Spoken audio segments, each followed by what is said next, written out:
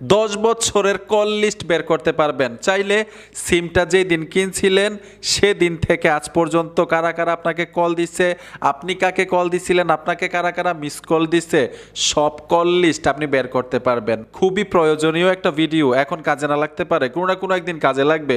ভিডিওটা কিন্তু তখন খুঁজবেন মিয়া। সবাই শিখে রাখেন কাজটা। চলুন মূল ভিডিওতে চলে যাই। ফোনের মধ্যে ছোট্ট একটা অ্যাপ্লিকেশন লাগবে। গুগল প্লে স্টোরে চলে আসবেন।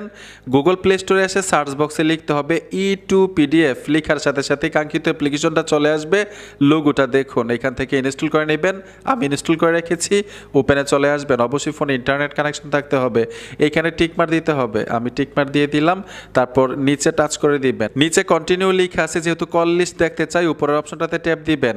এইখানে দেখুন বর্তমান তারিখটা চলে আসছে, ঠিক আছে। বর্তমান তারিখ থেকে পিছনের কত বছরের দেখতে চান এইখানে সিলেক্ট করতে হবে। আমি 1 বছরের দেখবো, 2023 সাল দিয়ে দিলাম।